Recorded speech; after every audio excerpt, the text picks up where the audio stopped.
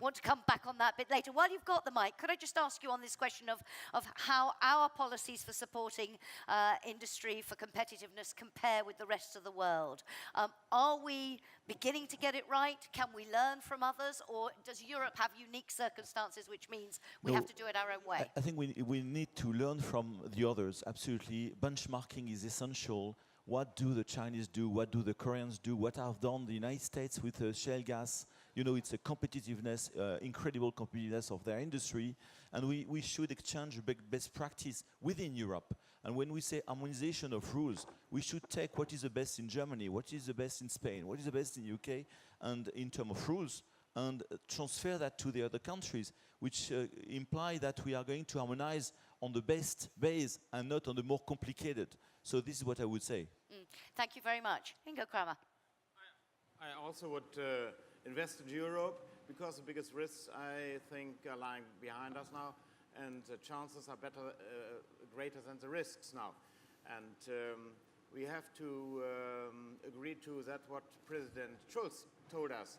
We have to be aware that Europe is not only an engineering company, we have also to make sure that this is a production place.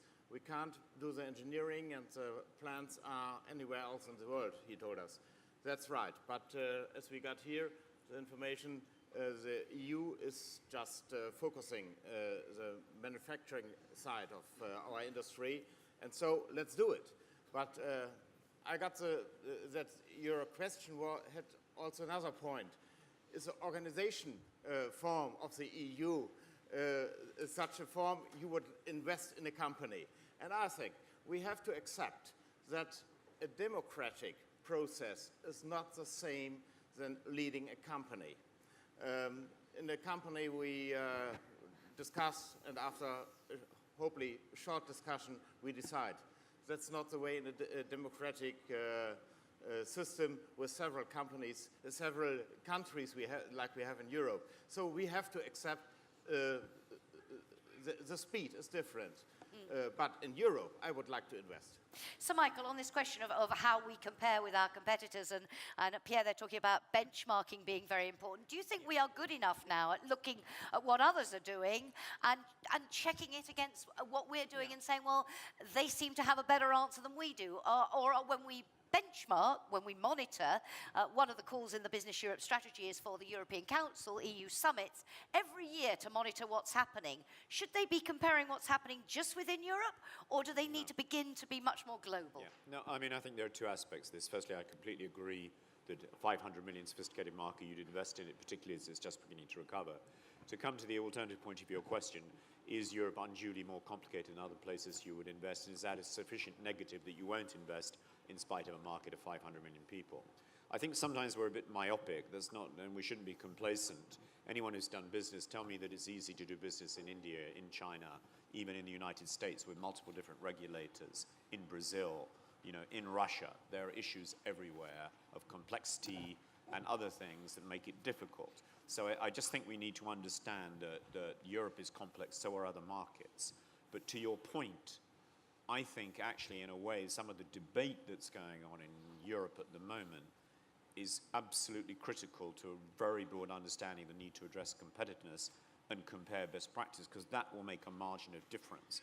Particularly if we have the trade treaties. The issue is only now about having the political will and the ability in a democratic system to bring people through, is to get this done and to demonstrate to people that they can trust business, which broadly the populations don't, to do something that will make a difference. And I hope, lastly, I know it's another, you know, I think one of the things that worries me most about the European Union in a way is this sort of distraction and problem around the whole UK participation, which is quite a big part of the European Union, which is another debate. But it's an unnecessary and unhelpful distraction. Thank you. We are almost out of time. I'll give you a chance to come back, but as part of your reply to this question, we need to move on in a moment. But today is about action, and today is about urgency.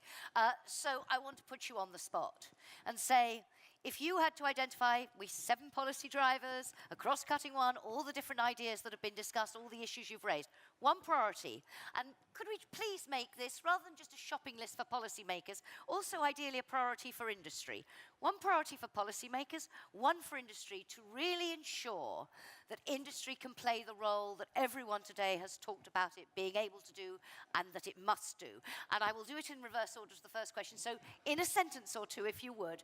Sir Michael, your priority for industry and for policymakers? Short-term encouragement to investment, long-term education. Thank you very much indeed. Ingo Kramer. Long-time education, same. And in the short term, we need more flexibility in any case. Okay, and for industry, do you have a priority for industry itself? For industry, best situation for all innovations, and that means, again, flexibility and education. So It's both the same sides need to follow the same priorities. Pierre? Long-term education for skills and so on, and a tax system which is motivating, incentive, and pro-business friendly and pro-investment, and not dogmatic and not punitive, you know. So the tax system is a reality, and behind that you have all the expenditure, the public expenditures to decrease. So this is a key point, at least in France. And do you have a priority for industry itself? For industry, I think we spoke about, well, I think quality, operational excellence is a key point. We always speak about innovation in the industry, but innovation must be transformed into good products which has to be delivered on time and with the right level of quality elsewhere in the world. So I think working on process is a key point for industry. Thank you very much. You have the last word, Commission Vice President, and I'd like a priority for yourself and your successors in the portfolio. And what do you want from these guys? Yes, I totally agree on long term. The target is education. We need more engineers in Europe. I like the German and Austrian system. It's very good. It's very good. I propose it as commissioner for every member state to utilize the same model. A short term, I think the most important problem is access to finance. And less bureaucracy. Access to finance and less bureaucracy are the two most important points for. And finally, I want to answer the first question. To be here to discuss on European reindustrialization, to discuss on education, to pave the way for new rules, for a better bureaucracy. It's a good message to our investors coming from outside Europe, coming from abroad. It's a good message. We are paving the way through this European reindustrialization for new investments also coming from abroad, from China, from Russia. We are ready.